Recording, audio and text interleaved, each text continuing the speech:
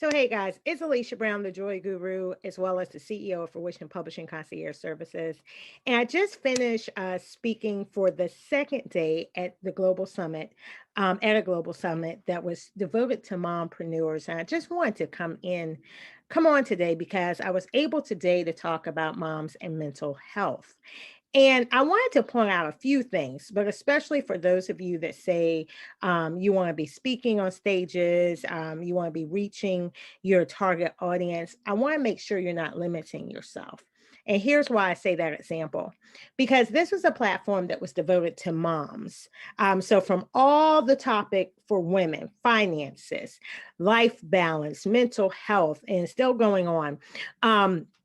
Women across the globe. Yesterday when I was speaking about 6:30 p.m. Eastern Standard Time, one of our speakers, it was 1 a.m. where she was. So when I say all around the world, different time zones, that's exactly what I mean. But most of you know that I am single and I'm not a mother. So why would I apply to be part when most panelists are moms? Tell you why. And this is where sometimes many of you are missing speaking opportunities because you don't think you fit in, but that is the exact audience you need to be speaking to. I entered in because I am a part time caregiver for my mother and sister. In addition to being a child abuse survivor, the part of the story that I said I don't tell often, but in this season I do tell with permission from my mother, is that my mother has mental health issues as well as my sister suffers from depression. So this is a platform that I really think and really am called to in this season to talk to people about. And often the dynamics of relationships, mother and daughter relationships, are always unique and special. But also, especially in this pandemic, you're looking at people that are struggling with mental health issues. Well, if you're struggling with mental health issues, I guarantee you that those that are connected to you feel the impacts. And when you look at something like abuse that's generational, you can see where a lot of times that can be the proper breeding ground for emotional distress, mental illness, sickness, and all type of things like that. So if you have a whole panel devoted to mothers, why would I not be speaking there? I didn't disqualify myself because I'm not a mom. I'm a daughter.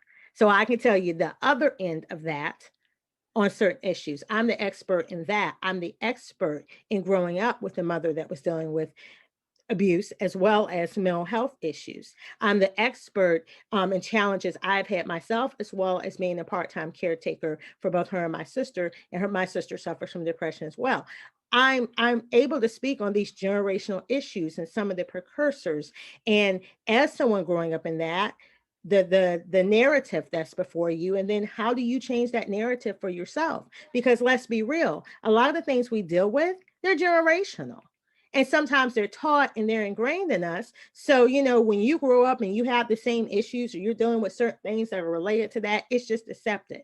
And my whole thing, especially at this point in life, is changing the narrative. Stop accepting what people say. Stop accepting that people are normalizing things that should not be normalized. Stop accepting that you always have to say yes and you have to be perfect and you can't ask for help and you have to hide behind stigmas while you're bleeding out and while you're hurting. Stop hurting yourself and get the help you need and screw what everybody else is thinking, what they're saying, because at the end of the day, it's your emotional and mental wellness that matters. At the end of the day, it's your happiness and joy that matters. And I'll tell you the truth, I have never seen anyone in real life be happy putting on a superhero cape. That's why it's in the movies. That's why it's depicted in cartoons and literature.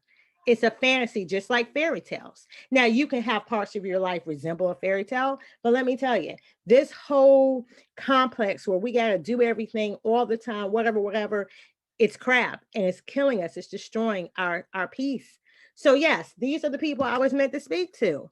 Sometimes there are places where you should be speaking on stage speaking, but you may be disqualifying yourself because you're like, oh, well, they're talking about that. And I'm not them. I'm not like them. I don't look like them. And for me, I always say being a double minority, I should be at a lot of places speaking because I have to represent who I am. And a lot of times, unfortunately, even now, I will find very few minority people speaking on the topic, even though they may have a lot of minority people that attend. So if we don't stand up and represent, if we don't stand up and share our narrative and our expertise, then who is going to represent for us?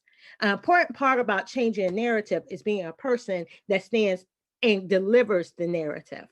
And versus someone telling you what you think and what you should do, but they've never walked a mile in your shoes. You can't tell me how to be a Black woman if you're not a Black woman. Okay, not saying you can't be empathetic, but sometimes there's certain unique issues that I will deal with in addition to whatever you're talking about, just because I'm a Black woman.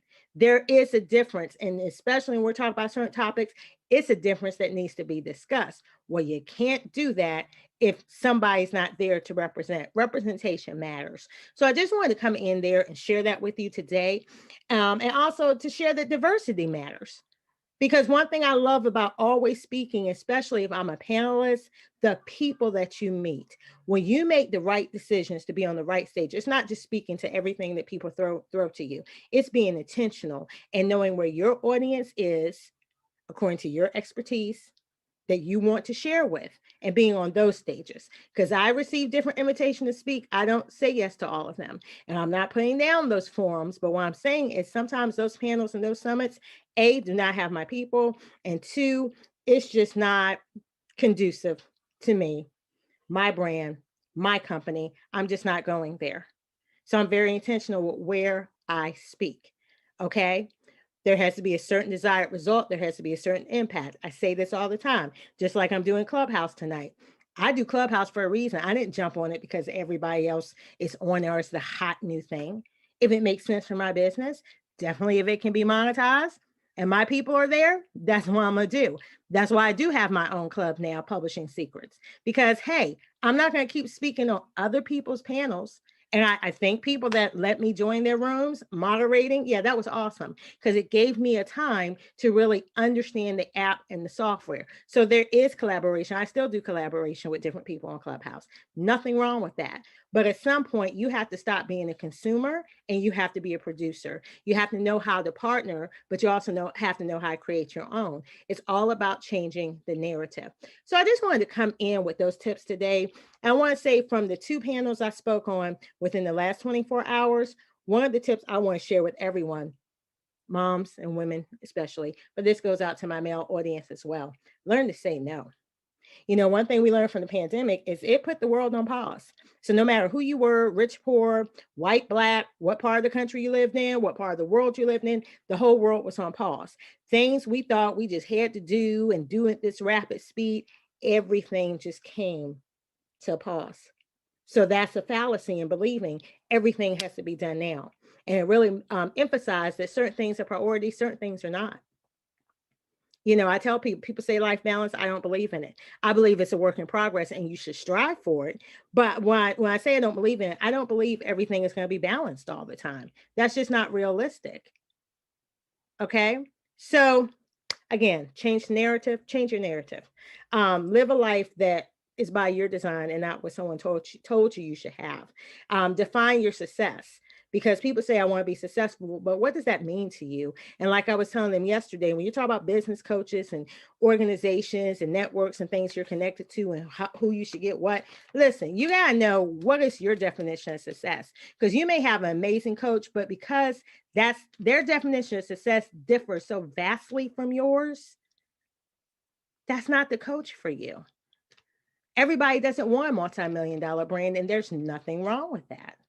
Some people do want a multi-million-dollar brand, but in those two people, their coach completely different. And one person, like I always tell people with therapists, they can have their credentials out the wazoo, but that doesn't mean they're the therapist for you. It doesn't take away from their expertise, but you will know when you meet the person that's meant for you, that can be the best help, and you build that relationship and you allow them to assist you. It's not one size fit all. You have to pursue what's best for you and trust your gut. You'll know when you're present, when you do your dump, as far as your dump mentally and emotionally and cleansing yourself internally, you have to do it on the outside as well, but mentally, emotionally, you know, spiritually, when you're cleansing yourself, you learn your own voice and you learn how to trust your voice and trust the gut.